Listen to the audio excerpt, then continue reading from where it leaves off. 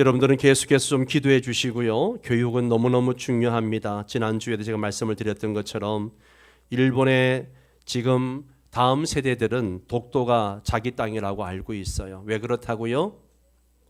학교에서 초등학교, 중학교, 고등학교에서 그렇게 배웠기 때문에 그들은 철석같이 독도가 자기 땅이라고 믿고 있어요.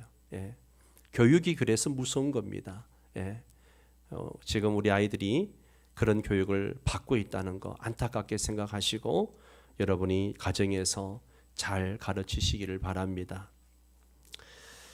지난주에 성도를 세우는 5가지 기둥 중에 예배에 대해서 말씀을 드렸습니다. 그러면서 성도가 누구인가 말씀을 드리면서 성도는 거룩한 자이고 성도의 모임이 곧 교회이며 성도는 하나님께 영광을 돌려야 하고 하나님께 영광을 돌리기 위해서는 영적으로 성장해 가야 된다라고 말씀을 드렸습니다. 또 성도는 하나님께 영광을 돌리기 위해서 하나님의 명령에 순종하며 헌신해야 된다라고 말씀을 드렸습니다. 그리고 예배란 무엇인가 말씀드리면서 첫째는 복습을 하겠습니다. 예배는 하나님을 경배하는 것이고, 다 잊어버리셨어요? 하나님을 경배하는 것이고, 둘째는 예배는 하나님을 하나님으로 인정하는 것, 셋째는 예배는 하나님을 축하하는 것이고, 넷째는 예배는 우선적으로 하나님을 위한 것이지 우리의 유익을 위한 것이 아니라고 말씀을 드렸습니다. 성도를 세우는 5가지 기둥을 말씀을 드리면서 첫 번째 기둥으로 예배를 말씀드린 이유가 있다라고 말씀을 드렸습니다. 성도에게 있어서 그만큼 중요한 것, 예배가 중요하기 때문입니다. 성도의 존재 목적이 하나님의 영광이에요. 하나님께 영광 돌리는 최고의 행위가 뭡니까? 바로 예배입니다. 예배예요. 예. 오늘 예배에 대해서 좀 더 말씀을 나누겠습니다. 세 번째, 예배의 영역입니다. 예배의 영역이 어딘가? 공적 영역이 있고 사적 영역이 있습니다. 요한복음 4장에 보면 우리 조상들은 이 산에서 예배하였는데 당신들의 말은 예배할 곳이 예루살렘에 있다 하더이다. 예수께서 이르시되 여자여 내 말을 믿으라. 이 산에서도 말고 예루살렘에서도 말고 너희가 아버지께 예배할 때가 이르리라.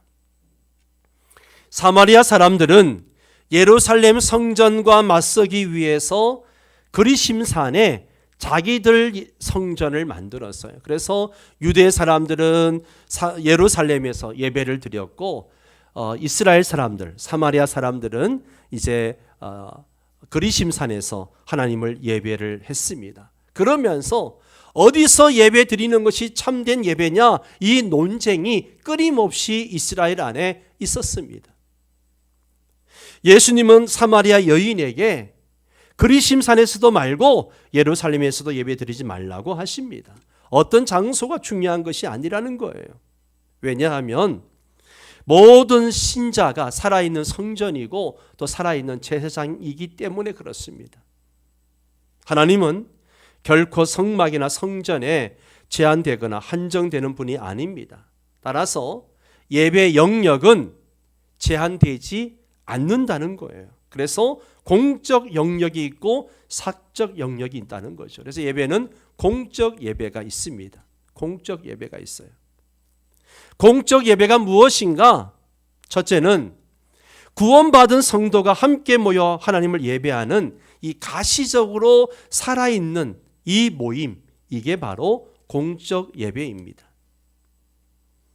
에베소 2장의 말씀에 보면 그의 안에서 건물마다 서로 연결하여 주 안에서 성전이 되어가고 너희도 성령 안에서 하나님이 거하실 처소가 되기 위하여 그리스도 예수 안에서 함께 지어져 가느니라. 하나님은 특별한 건물을 갖고 계시는데요, 바로 구원받은 성도들의 이 모임입니다. 신자들은 집단적으로 하나님이 거하시는 하나님의 성전이에요. 우리는 하나님의 성전입니다. 할렐루야. 기관이나 건물이 아니에요. 우리가 성전입니다. 하나님은 신자와 함께 모일 때 그 가운데 역사하십니다. 하나님은 우리와 함께 모임을 기대하시는 거예요. 우리가 예배할 때 하나님이 기대를 하고 계십니다. 그리스도의 몸으로 함께 모여서 예배 드리는 것은 마치 주님의 식탁에 초대되어져서 함께 식탁을 나누는 것과 같은 거예요. 예. 그러니까 제가 지난주에 말씀드렸던 것처럼 그래서 예배는 감사와 기쁨과 축제가 있어야 된다는 거죠. 예. 두 번째로 공적 예배는 개인적인 예배에서 얻을 수 없는 것을 경험하게 합니다. 예. 사도행전 2장 42절 이하를 함께 읽을까요? 그들이 사도의 가르침을 받아 서로 교제하고 떡을 떼며 오로지 기도하기를 힘쓰니라. 사람마다 두려워하는데 사도들로 말미암아 기사와 표적이 많이 나타나니 믿는 사람이 다 함께 있어 모든 물건을 서로 통용하고 함께 모여서 교제하고 말씀의 가르침을 받고 찬양 드리면서 은혜를 나누는 이 공동체의 역동성을 공적 예배에서 경험할 뿐만 아니라 서로에 대한 사랑을 나누면서 함께 성장해 가는 거예요. 이게 바로 개인적 예배에서 얻을 수 없는 놀라운 경험들이에요. 예. 함께 찬양하면서 제일 먼저 누가 은혜 받아요? 내가 은혜 받잖아요. 그죠? 찬양하면서 막 내가 은혜 받고 그 찬양을 또 들으면서 우리 성도들이 은혜 받고 함께 성도들과 만나서 서로 교제하면서 은혜를 나누고 이런 역동성이 공적 예배에 있는 겁니다. 세 번째는 다른 사람을 돌아보며 격려합니다. 예. 히브리서 말씀을 보세요. 서로 돌아보아 사랑과 선행을 격려하며 함께 읽을까요? 모이기를 피하는 어떤 사람들의 습관과 같이 하지 말고 오직 권하여 그날이 가까움을 볼수록 더욱 그리하자. 아멘, 아멘.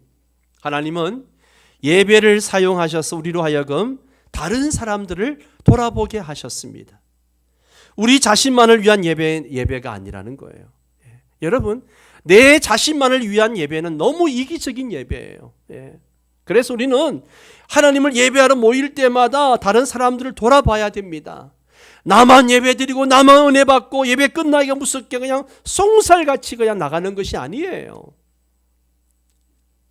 예배만 끝나면 뭐 그리 바쁜지 집에 뭘 감춰놨는지 그냥 송살같이 빠져나가는 분들이 계세요.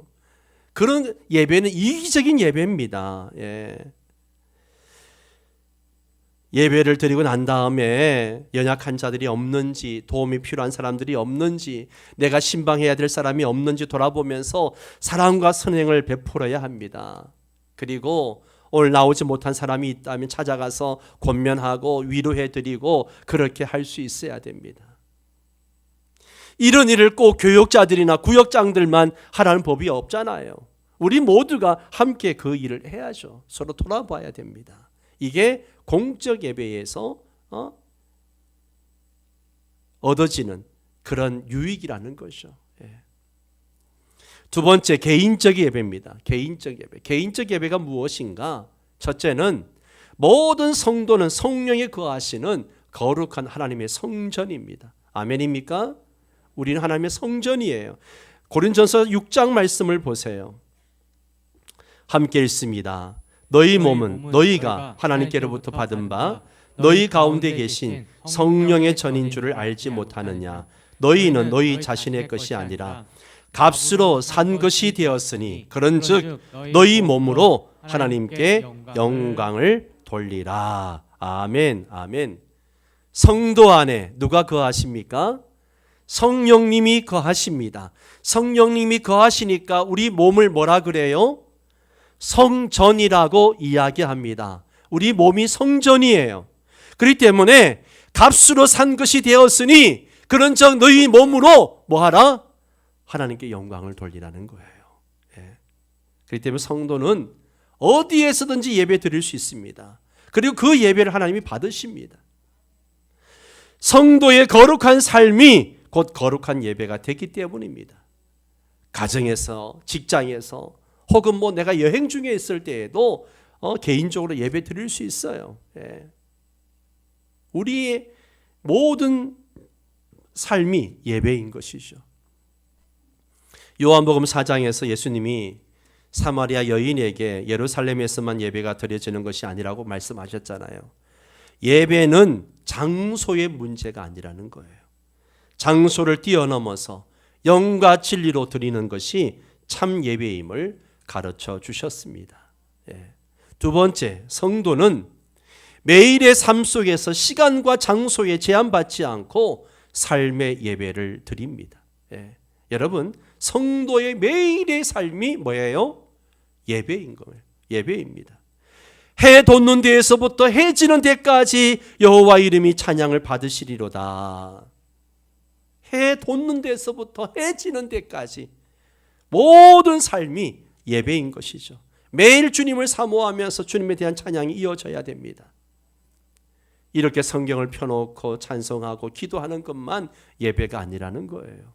예배는 하나님을 공경하면서 그분에게 영광을 돌리는 것입니다. 제가 늘 얘기하잖아요.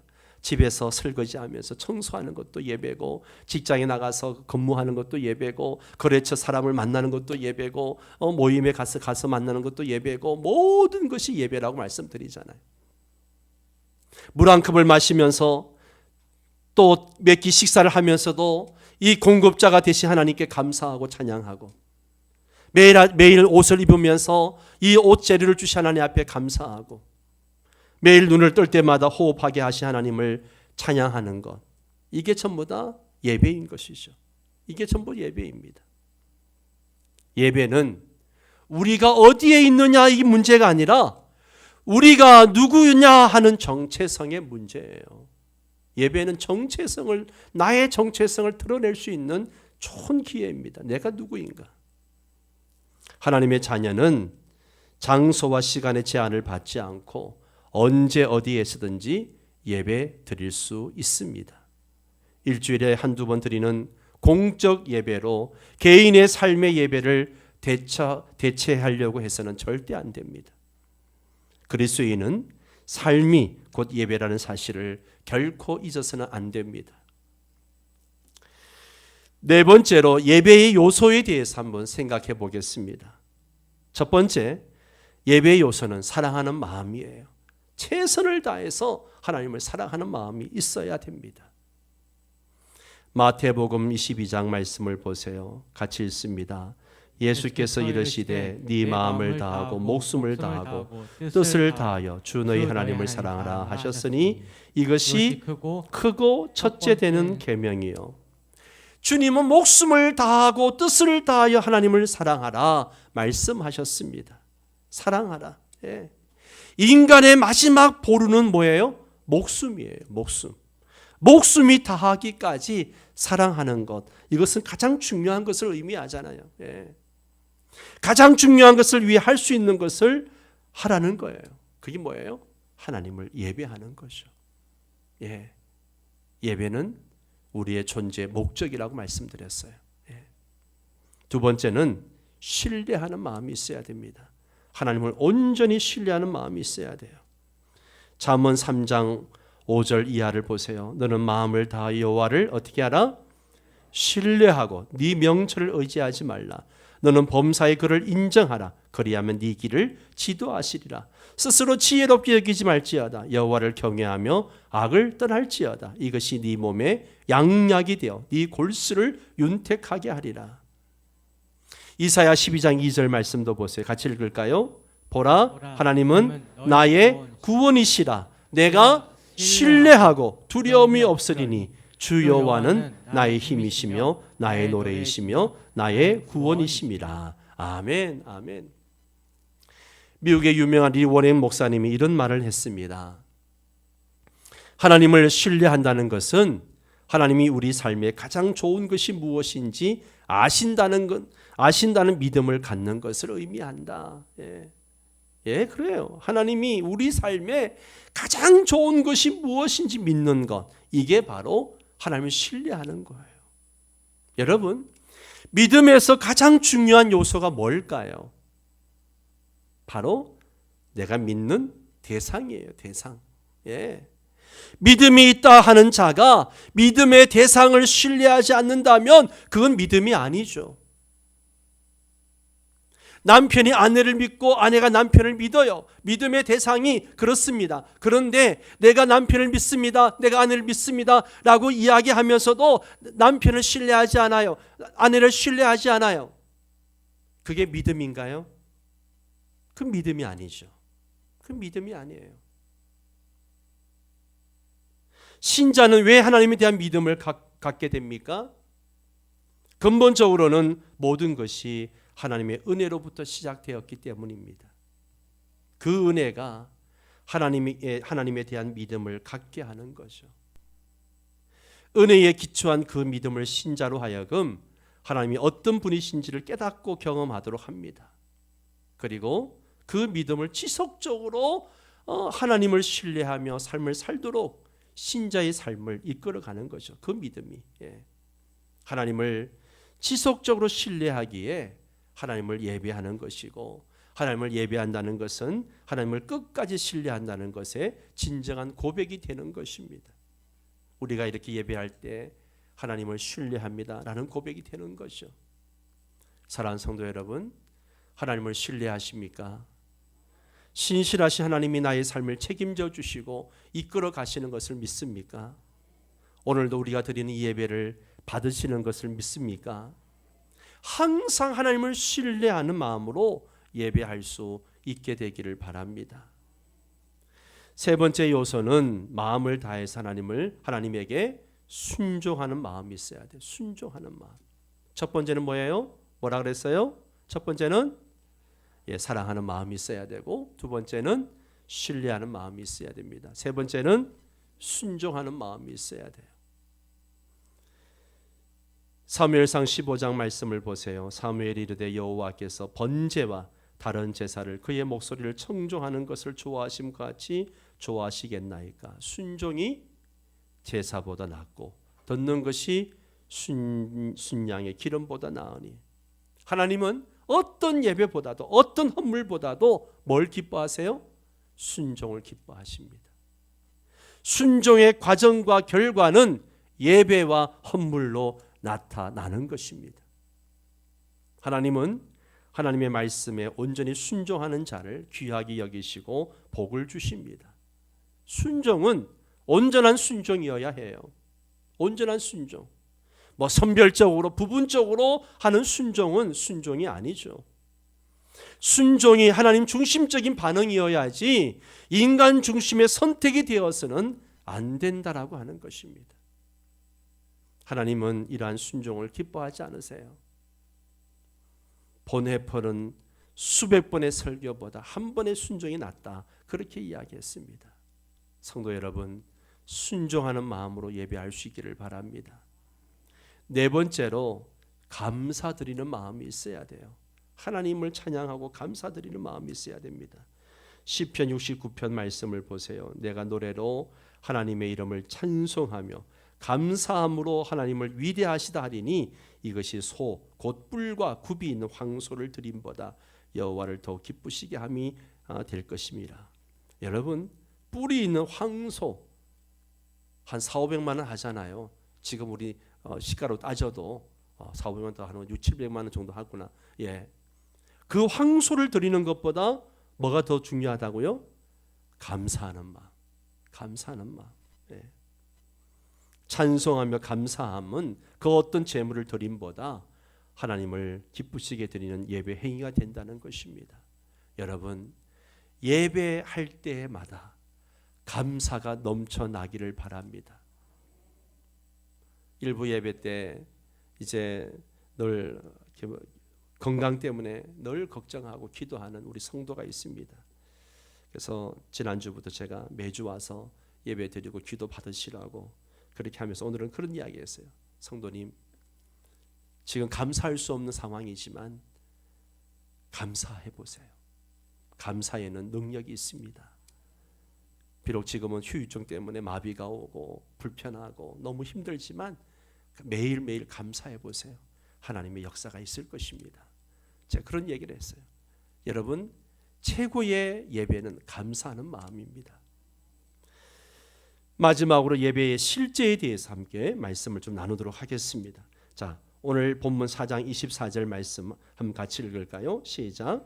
하나님은 영이시니 예배하는 자가 영과 진리로 예배할지니라. 자, 하나님은 영이시니 예배하는 자가 영과 진리로 예배할지니라. 첫째는 뭘로 예배해요?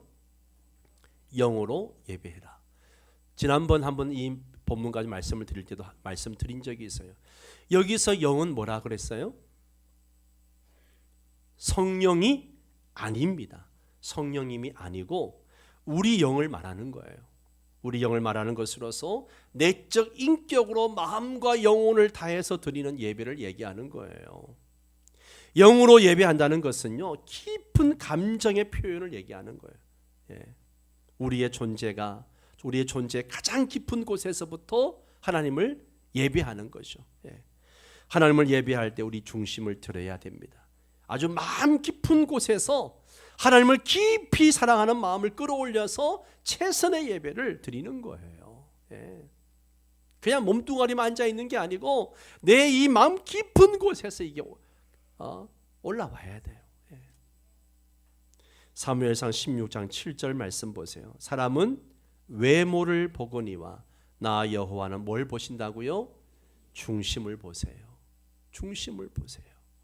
그래서 우리가 영으로 예배해야 됩니다. 내 영으로 예배, 내 육체로만 예배하는 게 아니고요. 내 영으로 예배할 수 있어야 돼요. 내 감정을 다해서 예배할 수 있어야 됩니다. 두 번째는 진리로 예배를 드립니다. 진리로. 예. 진리로 드리는 예배라고 하는 것은 바로 예수 그리스도 안에서 성경적 진리의 기초에서 드리는 예배를 얘기하는 거예요. 영으로 드리는 것이 예배의 감성적 표현이라면 진리로 드리는 예배는 예배자의 지성적 표현입니다. 예, 지성적 표현이에요. 예배의 대상에 대한 올바른 이해가 참된 예배의 절대적 조건입니다. 여러분, 우리가 하나님을 예배하면서 하나님에 대해서 알지도 못하면서 예배하면 그 예배는 우상에게 예배하는 것과 다를 바가 없습니다. 내 예배를 받으신 하나님이 어떤 분이신지를 우리가 알고 예배를 해야 됩니다. 그 하나님을 아는 게 뭐예요? 성경 말씀이죠. 그래서 진리대로 예배해야 됩니다. 그냥 믿습니다가 아니라 진리로 가득 찬 머리와 하나님에 대한 경외심이 가득한 가슴으로 하나님께 예배를 드릴 수 있어야 됩니다. 그래서 영과 진리로 예배할지니라 그렇게 말씀하고 있는 거예요. 토니 에반스라는 사람이 이런 말을 했습니다. 예배의 연료는 하나님의 진리이다. 그리고 예배의 용광로는 하나님의 영이다. 예배의 불꽃은 성령이시다. 이 세 가지가 함께 모일 때 당신은 예배한 것이다.